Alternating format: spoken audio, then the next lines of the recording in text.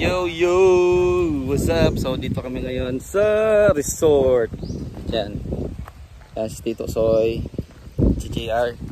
Susukat kami ng lupa. Saan sa mohon, Tito Soy? Ayun. Nandito yung isang mohon. Yan.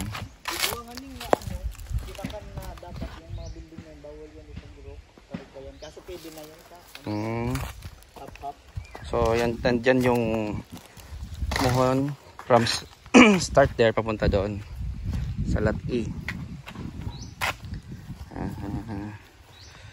Ito. Amo? Akan muna kita. Tapos ini. Yan.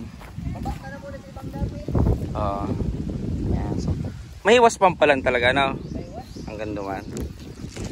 Tapos yun si nanay, saka si Kim. Ay, Rico. Malas na yung sapatos ko, ah. May ng spike. Tapos nagpaalam kami kay kuya. Makigamit kami ng CR. Pag kinakailangan. Pick idle ko muna. Kaya ginamit muna namin yung resort ni ma'am. Thank you so much sa pagpahiram nitong resort ninyo. Kasi isosurvey namin yung lot E. Ito kila ma'am, lot B, C. Magkatabi kami. Kalimutan ko kasi yung pangalan ni... Ano yung pangalan ka to, ma'am? Nay? Di ma'am? Hindi, si... May lot is there. So... Basta yun, sila ma'am. Kalimutan ko yung pangalan. Yan, nag-ready na sila ng pagkain namin. Kakarating pa lang namin. Ano oras na, Nay? 10:44, yan. Ganda ng dagat, oh. Si Ramsa na. Gayong.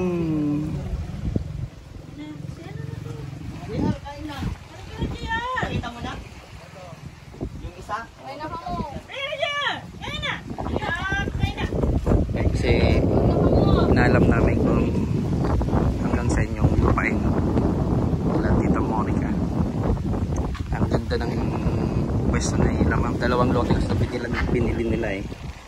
Lot C and D and E doon sa amin.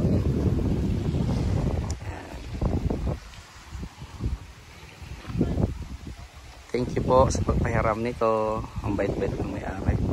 Napaka-humble, napaka-low profile. Yan. Sila Tito Soy magsusukat, sila ang bahala siya.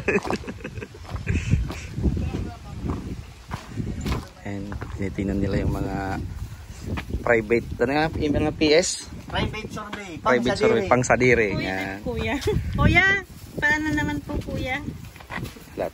So yan, sinusurvey na namin ni Tito Soy yung lot. Up! Ay, unlock! Lot, sorry. Ayo, okay na, try mo. Nakalag pala yung sasakyan. So yan yung lot E. So wala doon, nandun kay RJ hanggang doon sa dulo. Asan yung marking namin? Yun. Yan sa kahoy na yan, o. Yan sa nyug na yan. Yan, hanggang dyan. Mataas, punta sa taas. So, tatamaan nga itong bundok na to ng lot E. Yan. Kaya sinusurvey ni Tito Soy para malaman niya kung paano mag-start ng plan dito sa lugar na to. Kung saan ilalagay yung mga structure. Yan, punta kami dyan sa taas mamaya. So hanggang dito ba lang. Ang dulas ng sapatos ko dito sa lupa. Yan, dito na ako sa medyo uphill. Andun yung mohon kila Tito Soy. So yung sukat ng lupa straight yan papunta dito. Tapos din sa kabila. So yan, medyo pataas pa.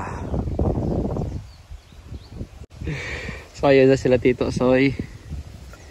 So nandito na ako sa medyo gitna ng lupa. Yan, sa center aisle ng lot E. So patas nga siya diretso hanggang dun. Tulo. Up to down.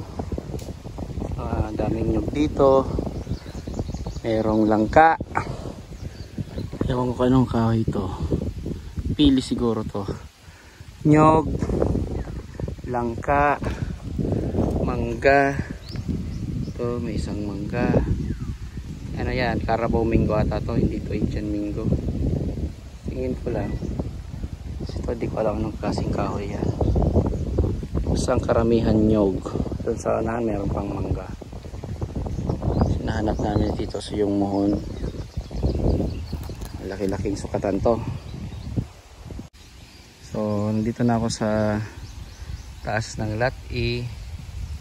Nandun pa sila Tito Soy, nag-uusap pa silang dalawa ni RJ, di ko alam anong plan nila. Pero binilagay ko ng mark doon sa baba. So pointed dito, papunta doon sa baba. Doon. Yun ang boundary ng lot E. Andun sa baba na yun. Kasi binilagay kong mark doon na buko, nasa may fence, but natatahoban siya kaning mga ito yung dahon ng nyug. Basta straight siya dyan, punta dito. Yan ang lot E. Dyan from there, lot E. Yan, nandun pa yung puting meter nila Tito Soy. Hanggang dun yung lot E. Yan, lot E. Hanggang dito. So ito lot E yan, lot E. Yan, pataas. So yan. So going straight then ito doon, lot E.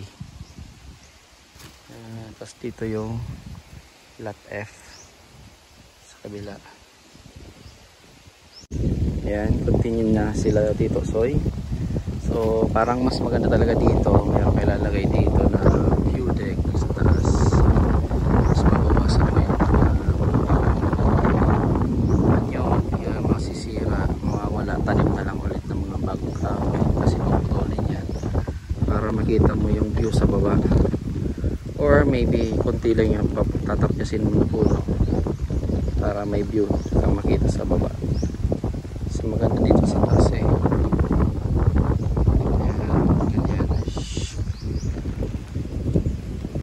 Yan sila Tito Soy, busy pa doon sa likod sa lot E.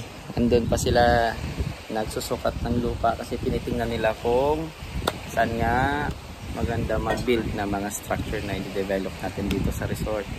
So nandito kami ngayon, sinabi ko kanina sa lot C and D.